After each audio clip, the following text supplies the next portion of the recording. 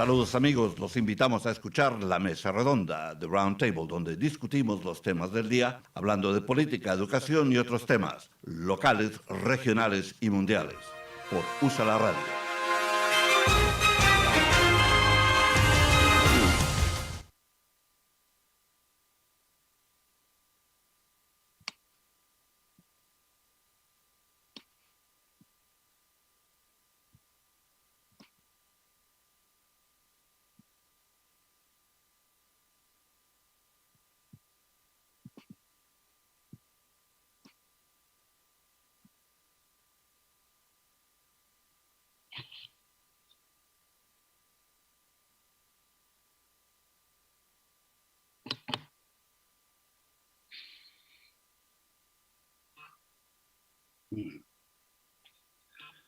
Señores oyentes de USA Media, estamos aquí de nuevo con su programa La Mesa Redonda de Roundtable desde el corazón de la ciudad del amor fraternal. Les habla Fernando Méndez, Dani Ramos controlando la máquina digital. Bueno, como siempre, noticias de todas partes, de Washington, de Filadelfia, del mundo, de Latinoamérica. Y vamos a comenzar con las noticias locales. Una de ellas que yo quiero explorar en un programa más tarde, porque yo le dediqué mucho tiempo a este asunto cuando estaba en otra emisora con mi amiga Emma Restrepo. Le dedicamos bastante tiempo al asunto de la prisión de Berks. Y teníamos un gran contacto dentro de la prisión. Una de las madres que estaba encarcelada en Berks con su hijo o hijos, no recuerdo si era uno o más. En todo caso, había varias madres allí con sus hijos en esta cárcel de inmigración. Y nosotros tuvimos la oportunidad de seguir el asunto por bastante tiempo. Tal vez hasta por un año. Esto es lo que yo recuerdo, que se supone que este centro de detención, porque ese era el lenguaje que usaban entonces Jay Johnson y la administración de Obama, usaban un lenguaje que parecía menos amenazante. No una prisión, sino un centro de detención, algo así, como un Holiday Inn. Y resulta que estaban encarceladas, estas damas, estaban encarceladas con su familia, con sus hijos. Se supone entonces, porque Jay Johnson en varias entrevistas dijo que son 20 días máximo que deben estar allí hasta que su caso venga ante un juez y se tome una decisión en cuanto a su futuro. Pero resulta que estas madres estuvieron allí, una de ellas, yo recuerdo, por más de 400 días. Quiere decir que estuvo allí más de un año y meses, y finalmente perdimos contacto y hasta ahora que he oído la noticia de que se está cerrando el centro de detención de Berks, no había oído nada sobre el asunto. Así que vamos a seguir esto más de cerca. Yo no sé qué sucedió con las madres, qué sucedió con las personas que tenían detenidas allí en Berks. ¿Están libres o a dónde las han llevado? Así que vamos a averiguar eso y hablaremos sobre el asunto más tarde. Pero el asunto que nos ha preocupado por más de un año, con el aniversario en febrero de las fechas en que supimos que el asunto de COVID era algo más grave, a pesar de que el presidente Trump quería tapar la verdad y le dijo a Bob Woodward que él no quería crear pánico. Él no quería crear pánico. Bueno, la realidad era que él no quería dar esa información porque, bueno, estaba preocupado por los efectos económicos de este virus. Pero ya sabemos aquí un año más tarde lo que sucedió. Bueno, dicen las malas lenguas o algunos críticos amigos que debíamos estarles agradecidos a COVID porque fue el único modo de derrotar a Donald Trump. Gracias, COVID. Y sí es verdad, porque si no, de otro modo, porque la economía ha continuado progresando a pesar de los tropiezos que ha dado la economía, lo que el expresidente Trump miraba más que nada era el mercado, y el mercado ha seguido como loco, seguido hacia arriba, así que la economía en general, pues no tan bien, porque como ya sabemos, el tremendo desempleo que ha creado ha sido la causa de que se cierren cientos, miles de negocios y ha causado la muerte de más de medio millón de gentes. Así que en realidad no hay nada positivo sobre el COVID, excepto el hecho de que sirvió para deshacernos de un posible dictador. En todo caso, muchas gracias, COVID. En cuanto a COVID aquí en Filadelfia, Philly eases restrictions on crowd sizes as CDC director warns against loosening rules too quickly. FEMA vaccine site prepares to be open 24/7. El plan es que este sitio de FEMA en el centro de convenciones de Pensilvania, que está en la calle Broad, que ahí se va a operar 24 horas todos los días de la semana para agilizar, para darle la vacuna más rápidamente a los ciudadanos de esta ciudad de Filadelfia. The vaccine site at the convention center will be open 7 days a week and will inoculate up to 6,000 residents per day. Hasta 6,000 personas se pueden vacunar cada día allí en el centro de convenciones de Pensilvania. Así que si usted es miembro de uno de esos grupos que califican para la vacuna, pues por supuesto tomen la ventaja de estar allí.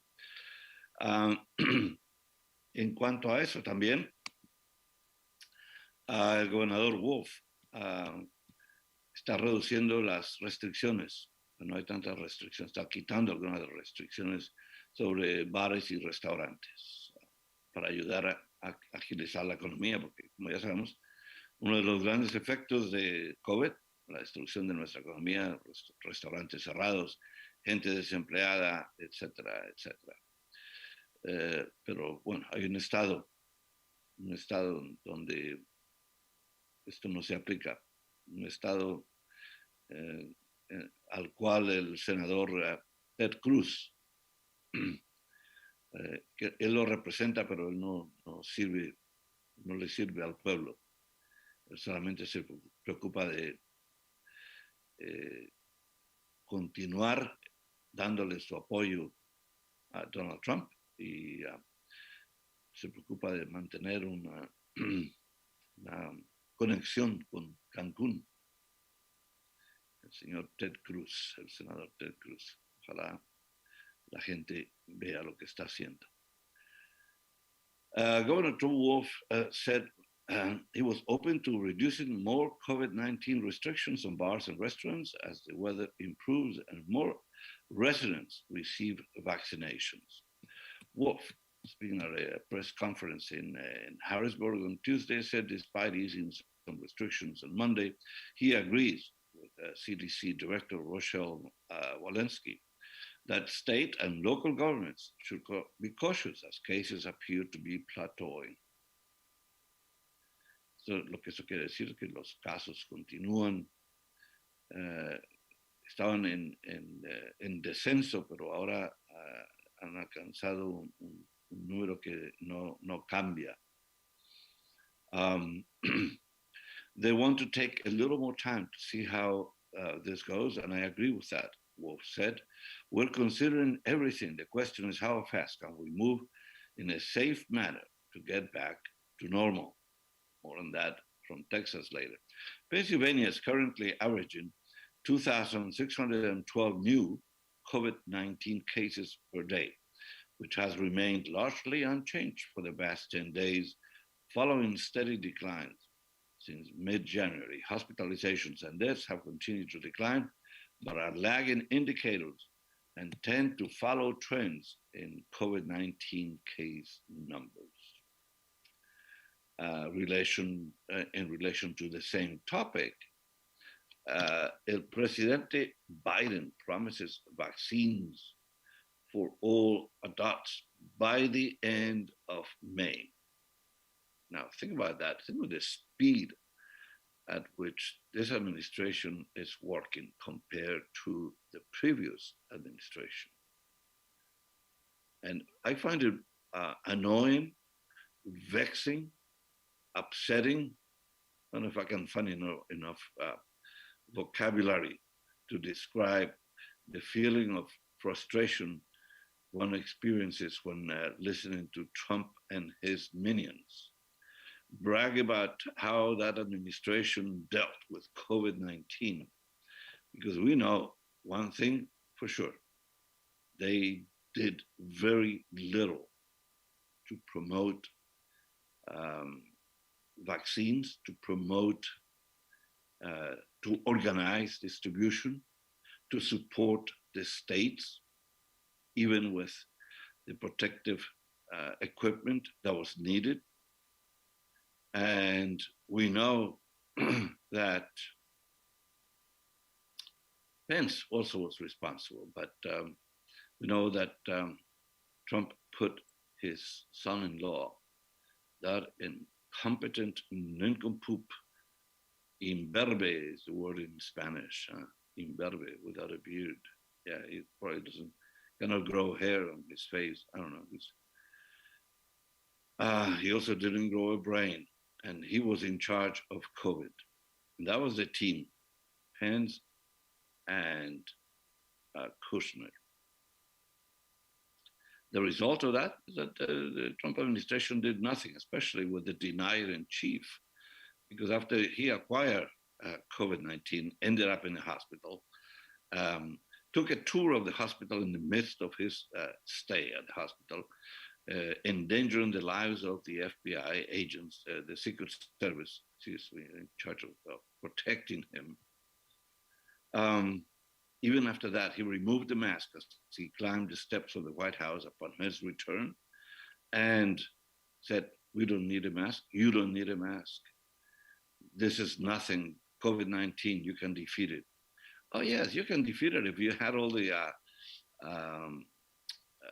aid, all the help, all the protections, all the medicine within reach that is given to the President of the United States. He went to one of the best hospitals in the world, Walter Reed Hospital. So yes, of course, if you are close to the hospital and you have access to all this, by all means, because the same thing happened to Giuliani. He said that he was taken care of because he was such a famous person, sort of a self-aggrandizement, self-assessment. Anyway, so we're going to take a brief pause here in USA la Media, the Roundtable, la Mesa Redonda. Les habla Fernando Méndez, desde el corazón de la ciudad del amor fraternal. Dani Ramos, controlando la máquina digital. No se vayan, regresamos en un momento.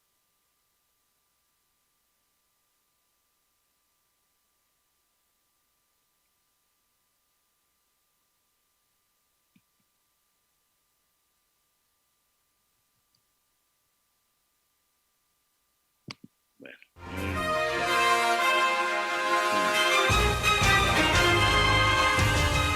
Saludos amigos, los invitamos a escuchar la mesa redonda de Roundtable, donde discutimos los temas del día, hablando de política, educación y otros temas, locales, regionales y mundiales, por USA la Radio.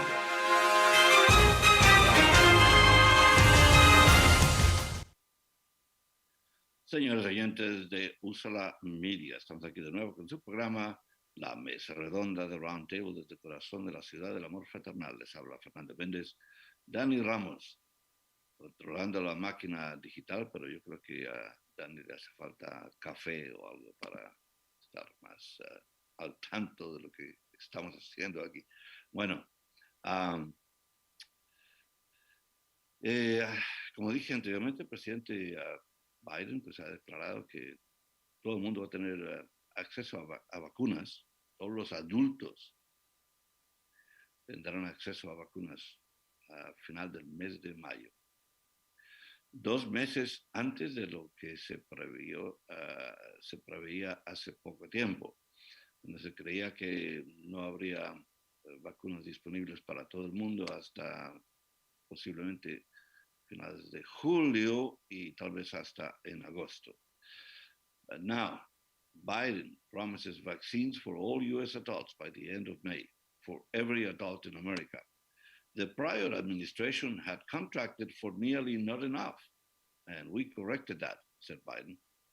And he's using his powers under the Defense Production Act to help Merck make vaccines using Johnson & Johnson formula. Well, that's night and day compared to what the previous administration was doing, which was nothing. So it's in view of the fact that they were doing so little, it's not difficult to do more than them, because obviously that's possible. But so remember how Dr. Fauci and Dr. Gupta and other doctors are saying, be cautious, do not open states too quickly or cities, stay within the parameters suggested by CDC and the National Institutes of Health under Dr. Fauci. Well, because, okay, here, this is the background to this decision by Governor Greg Abbott of Texas. He saw what happened at that incredible event in Orlando with the conservative party, the GOP, that is actually the Trump party right now. So on that occasion, Mr. Trump, former President Trump, was given the opportunity to speak. And again, he used the occasion to repeat the lies that he won. Oh, he said, we won twice, he said. We won the election twice. And he exhorted his fellow Republicans to continue the fight, because he says, well, he's failed to recognize Biden as the legitimate president, along with Ted Cruz, along with Josh Hawley, along with Senator QAnon Johnson, Ron QAnon Johnson, who continue to support the lies that Trump has been telling everybody, that he won the election and it was taken away from him, or stolen by the Democrats and the deep state. And the deep state actually includes the FBI director, according to them, Christopher Wray, who is now testifying in relation to the riots of January 6th and what happened there. That's another circus, another occasion for Republicans to look really bad, and they do.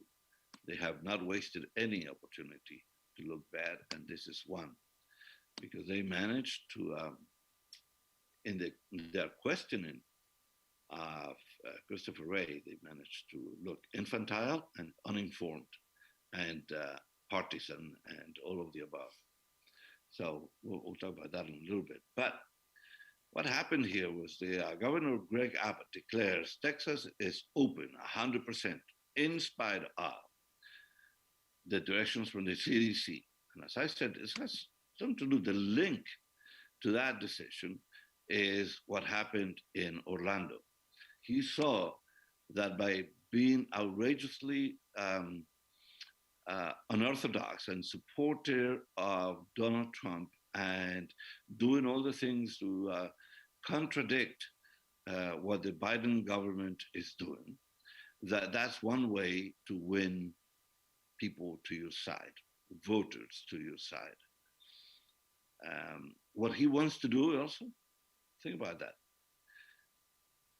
Recent events in Texas, which caused millions of people to lose electricity, and where most of Texas was frozen due to a failure of the electricity grid, the power grid. He wants to change the conversation because that is a shameful event, because it was really caused by a lack of responsibility on the part of his government. Like not only him, but all the legislators in Texas and other people who were responsible for that, the people in charge of the power company, etc. So he wants to change the conversation. He and Ted Cruz would love to have people talk about anything except that. And so because of that, because he failed, because that's a tremendous failure that cost people lives too, and because he saw what CPAC did, applauding the incompetence of Donald Trump, and so celebrating the failure of the Trump administration.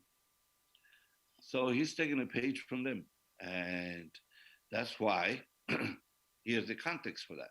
So he declared Texas is open 100%. He says Texans have learned to protect themselves from COVID, and anyone who wants to work should go to work, and any company that wants to open should open. And that move is also includes removing masks, which most experts consider something risky. And Texas is averaging 200 deaths per day. So it's not as though it's so positive there that they should not be worried. So that's the context over there. In the meantime, so that makes Pennsylvania look very smart, and what is happening here look sort of more positive. We have had trouble, and yes, that FEMA site had some trouble, but now it's open, it's functioning 24/7, and 6,000 people a day can be vaccinated. That is positive. And we're still wearing masks. We're still on the safe side. We are, our numbers are not changing, are not increasing. They're sort of plateauing, but we're still in good shape. Pennsylvania as a whole, Philadelphia, particularly in decent shape regarding safety and vaccination. It will pick up. It will pick. So if you're one of those people who received those emails and you thought you qualified for a vaccine, and then something happened and you found out that that was not the case. But now there will be, first of all, there will be more vaccines available. And again, only think about a month and a half ago, January 20th, before January 20th, and think about that and what the Trump administration was doing compared to what is happening now. And I know not all the comparisons do not benefit an individual who is anxious about the vaccine. But that's the context of all this. think about where we were and where we are now. And where we are, according to the president, according to Fauci and the other doctors, where we are heading in the right direction in terms of numbers, in terms of reducing the number of people acquiring the virus or in hospitals or people dying. So the trends are all getting better for us. The picture looks better. And Pennsylvania seems to be doing the right thing as compared to what we see in Texas. So now the concern is, and I have family in Texas. I have a brother and nephews in Texas. And I will get an update on what's happening because this decision is putting people in danger. And that's where responsible government is important. That's what we didn't have under the previous administration. And that's what we have now. And so, okay, so not everything is perfect. And it's easier to criticize. But there's a light at the end of the tunnel. That's what I like to say. There's a light at the end of the tunnel. We are coming out of this. And we have learned tremendous lessons in terms of preparation. That's the one thing that the previous administration didn't have, preparation for a lot of things. Think of all the disastrous decisions concerning climate, the climate accords, the Paris agreements that we stepped away from. Think of our friendship with NATO and contributions to NATO, the collaboration with NATO. And think of the people that we befriended under the previous administration as opposed to the people that we are trying to reconcile with at this point. It's night and day. And we are heading in the right direction. The US will have enough COVID vaccines for every adult by the end of May, President Joe Biden said. This will be 2 months earlier than previously expected. But Mr. Biden said the vaccination drive must be extended to, and people must be convinced to take it. There was actually an amusing video of Dolly Parton having the vaccine at Vanderbilt University. And she promoted the research done by, I'm not sure now which company, I think it's maybe Moderna. And she donated $1 million for the research on the vaccine. So she feels responsible. And so she says that she got a taste of her own medicine. That's how she phrased it. Dolly Parton's trying to inspire her people to get vaccinated, because that's a safe thing to do right now, as opposed to what the anti-vaccine movement says that it's dangerous, that there are abuses, there have been abuses in other years, in other conditions, in other situations, and that's not true in this case. The vaccines have proven effective. There's Pfizer, there is Moderna, there is Johnson & Johnson, and now Merck has joined Johnson & Johnson in the production of the vaccine with Biden using his executive powers to get them to cooperate. Bueno, señores oyentes de USA la Media, take a break here. Estamos en la mesa redonda de Roundtable. Les habla Fernando Méndez, Dani Ramos, controlando la máquina digital. Regresamos en un momento.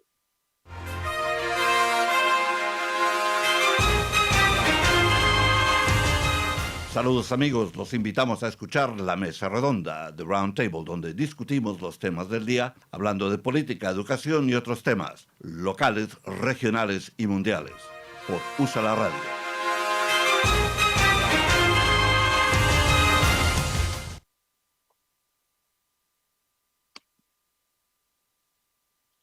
Señores oyentes de USA la Media, estamos aquí de nuevo en La Mesa Redonda de Roundtable. Les habla Fernando Méndez, Dani Ramos controlando la máquina digital. Bueno, estamos hablando sobre la vacuna y la promesa del presidente de tener una vacuna para todos los americanos que quieran la vacuna para fines de mes de mayo, comparado con la promesa anterior de que estaría disponible una vacuna para todo el mundo hacia fines de julio, mejor dicho, a fines del verano prácticamente, en agosto tal vez. Ahora resulta que una vacuna estará disponible para quien quiera vacunarse en 2 meses antes de lo esperado, a fines de mayo. So, 2 months before what we expected, vaccines will be available for anyone in the United States who would like to have a vaccine. That's what the president said, and so far he has been very tempered, very cautious in his promises. He doesn't want to create false expectations. So he wants people to stay vigilant because this fight is far from over. And he spoke about the new variants as a major concern. His caution is at odds with some states which are relaxing restrictions in order to boost their economies, particularly Texas. Mr. Biden's new timeline does not mean all adults in the US will be vaccinated by the end of May. It would take longer to administer, but at least the plan is to have it available and to promote the vaccine and to promote the increase in inventory. In the meantime, cautions from Pfizer and other doctors, the US, we must stick to the 2-shot strategy for Pfizer and Moderna vaccines.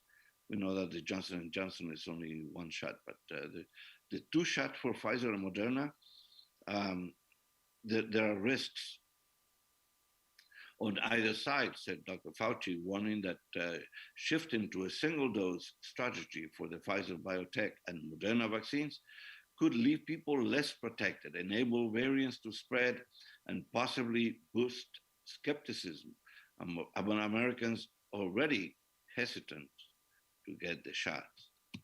So we're telling people 2 shots is what you should do. And then we say, oops, we changed our mind. Fauci said, I think that would be a messaging challenge, to say the least. Fauci said the science doesn't support delaying a second dose for those vaccines. So he's suggesting we stick to our schedule. And a bit of depressing news about what is going on with COVID in this country. There are reports that over 14 million children are going hungry during the COVID-19 pandemic.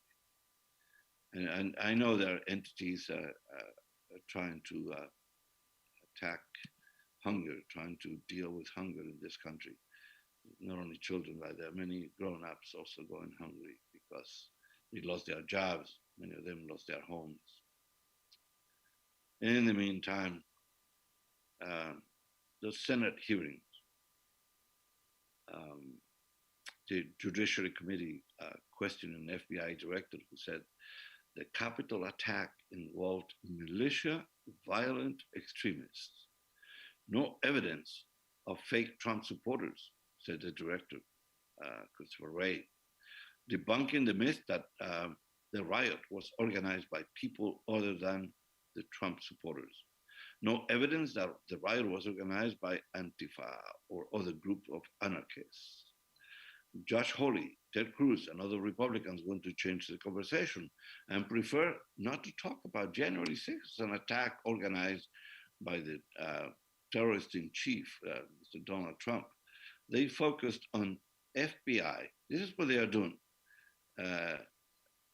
It's as though they are not transparent. I mean, they're doing it right in front of us.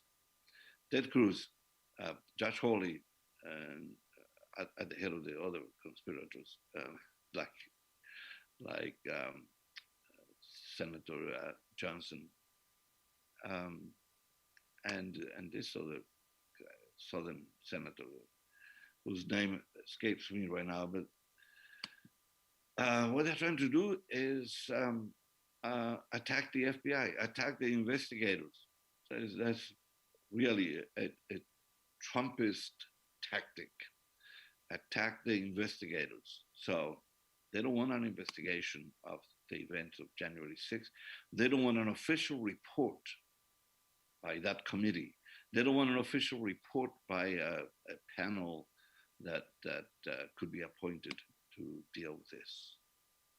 Because in the end, the report will say that Donald Trump was the instigator of the riots and that he's the cause of people dying at the Capitol on January 6th, that this was a planned insurrection. So, yeah, that's what will happen. And they want to change the conversation to attack the FBI, attack the police, attack anybody except Donald Trump. The FBI director says the warning about a violent demonstration, which we know that's one of the things the Republicans keep pointing out. There were warnings so that everybody knew this was planned. We're headed. Mr. Trump was not the cause of this. Yes, he was. The warnings that they referred to was from an FBI report about possible violence on January 6th. But Christopher Wray pointed out that this was raw, unverified information. That's what he said. Those are his words. Was raw, unverified information. And that the response to that kind of information, as usual, is to investigate, to wait and see what happens. And it's not as though there was some conspiracy, some deep state conspiracy to let that happen and then blame Donald Trump. It's absurd. The FBI director says the warning about a violent demonstration was raw and verifies intelligence. Representative Eric Swalwell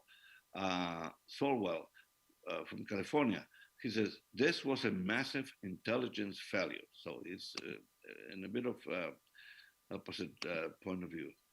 I and my colleagues got messages from friends and relatives saying, be safe. So people, okay, there is no question that because of the nature of the people coming to that rally led by Donald Trump, because of the nature of those people, obviously people around the country were concerned that this could end up in violence, which it did. Nobody knew to what extent.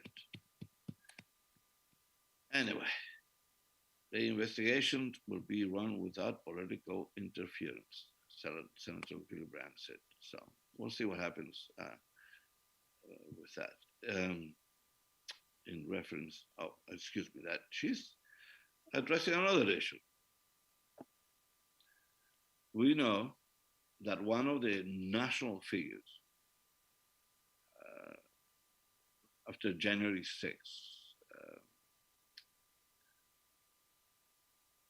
one of the national figures was Governor Cuomo, who was instrumental in keeping us informed, and he had taken over because Donald Trump was nowhere to be found. He didn't want to address the issue of COVID. So Governor Cuomo had wrote a book bragging about his dealing with COVID and so on. But before that, he had a good reputation in New York as an effective governor. But it turns out that, like many other famous people like Bill Clinton and some Hollywood people, that they cannot keep their zippers closed, and their sexual proclivities in control. And there are 3 women now accusing the governor of improprieties, of improper advances. One of them at a wedding, she attempted to kiss or kissed a woman. Other women to suggest that he made sexual advances or sexual innuendo, suggestions of having an affair, etc. Democrats are holding fast because they see Al Franken, the memory of Al Franken, who was accused of similar activities, and how quickly he was dismissed, he was disposed of. Democrats now reacting to the accusations against Cuomo, sort of in a different way. Still not happy that it happened, but also unhappy about the prospect of losing a governor who has been effective in many other ways. So that's the reaction from Democrats right now, to protect Cuomo, even though the accusations still have to be proven correct and all that, but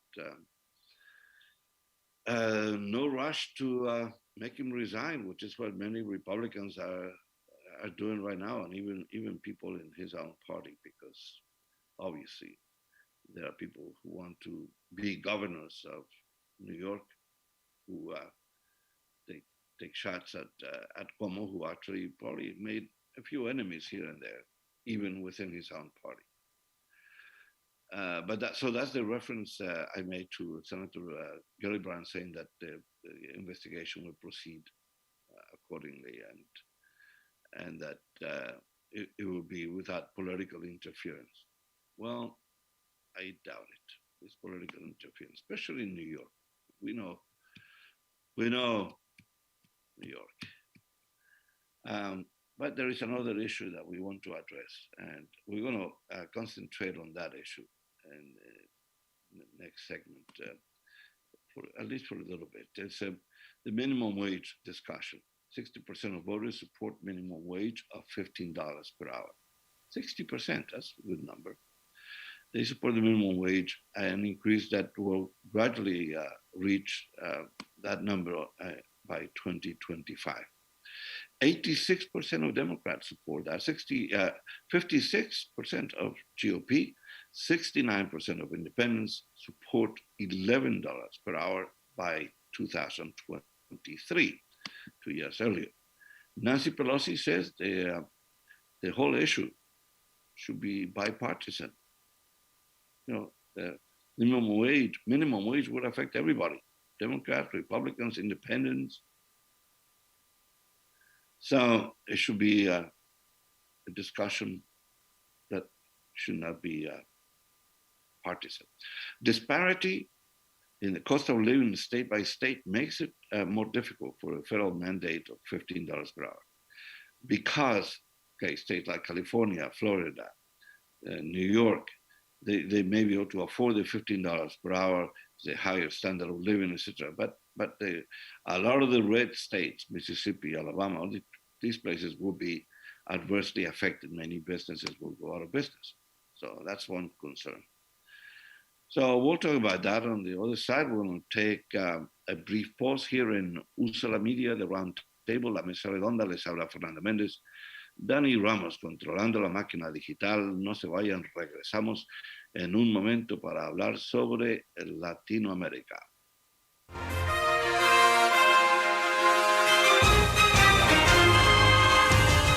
Saludos amigos, los invitamos a escuchar La Mesa Redonda, The Roundtable, donde discutimos los temas del día, hablando de política, educación y otros temas, locales, regionales y mundiales, por USA la Radio.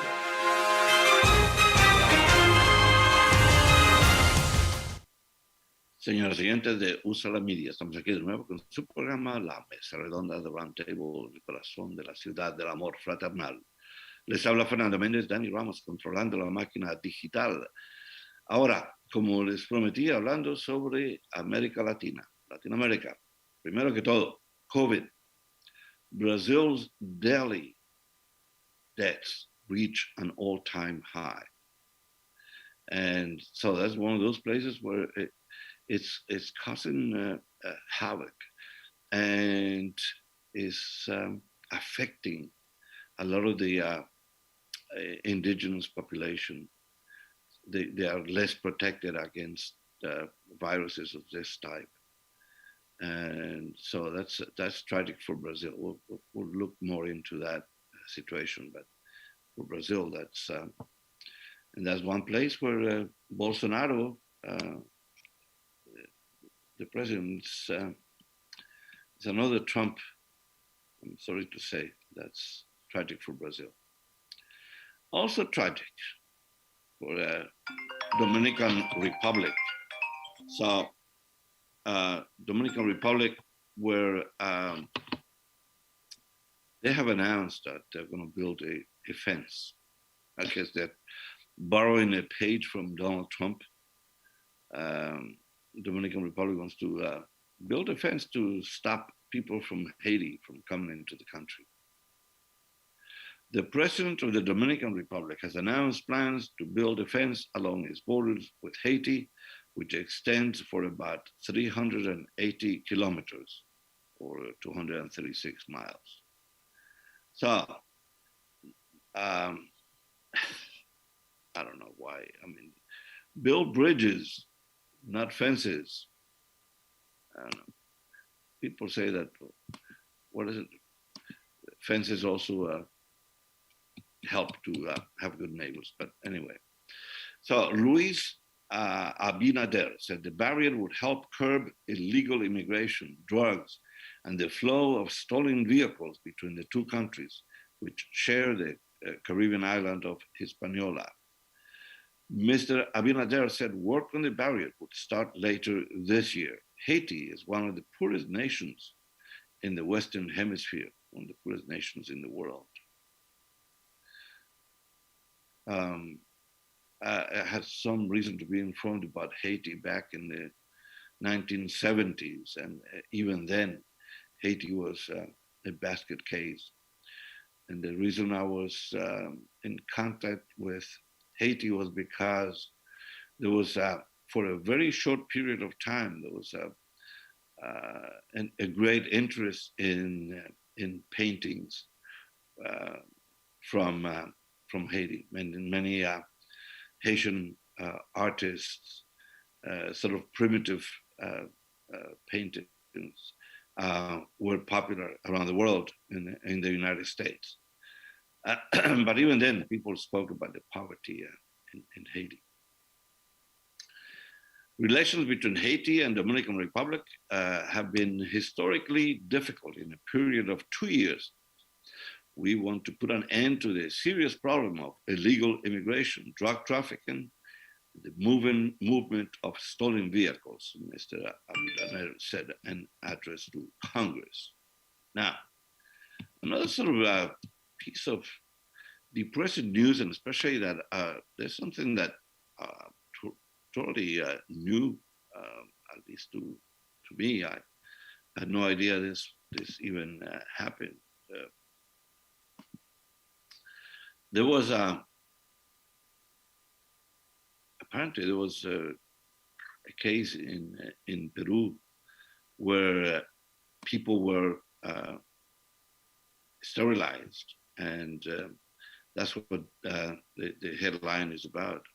What happened to many people and women in Peru, where sterilization was a way for the government to control the population Um, and it seemed one of those things that you would only hear from Nazi Germany.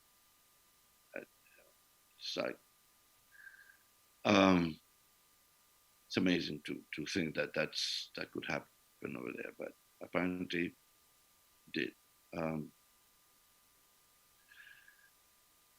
Why would a country institute such drastic measures? I mean, we've always had overpopulation. It's not a new problem for any state, for any government. So now they are announcing a key hearing due to be held in Peru next Monday, which could see former President Alberto Fujimori charged over the sterilization of hundreds of thousands of Peruvians. We're going to follow that headline. We're going to follow that topic more seriously. Why, especially, here's Fujimori, who was president of Peru, but he's Japanese ancestry. And why would he take such measures? The prosecutors are expected to argue that Fujimori's government is responsible for the forced sterilization. And then, as usual, drugs, the scourge of South America, scourge of Latin America, because from Central America to Mexico to Peru, Bolivia, Colombia, this has been a problem. Drugs, the drug market, and the billionaires it has created. El Chapo being the most recent.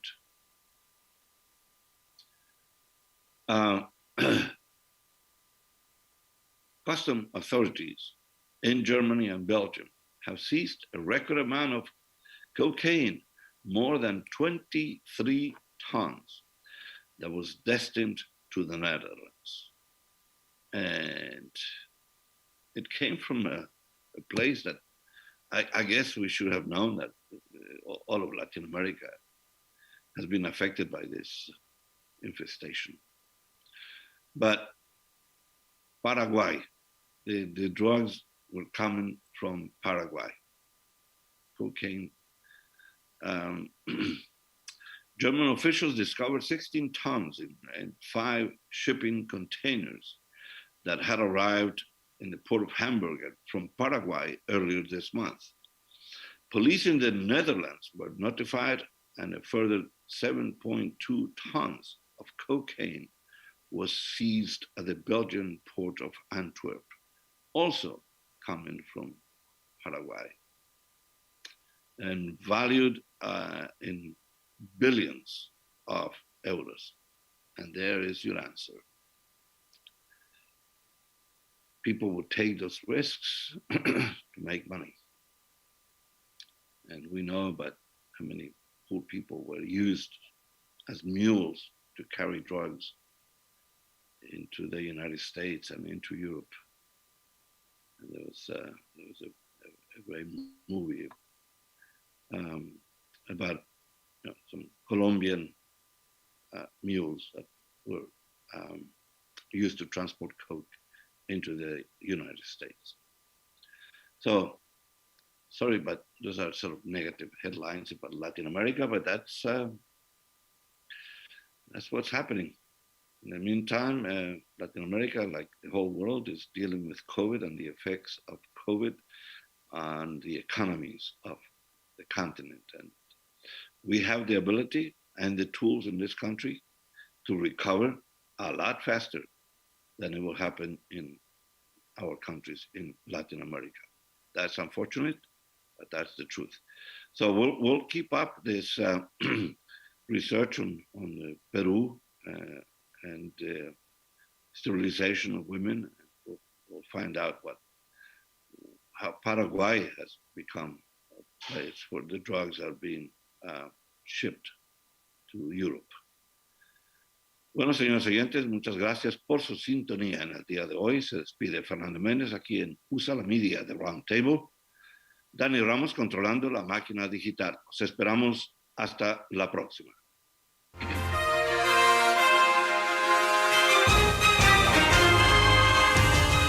Saludos amigos, los invitamos a escuchar La Mesa Redonda, The Roundtable, donde discutimos los temas del día, hablando de política, educación y otros temas, locales, regionales y mundiales, por USA la Radio.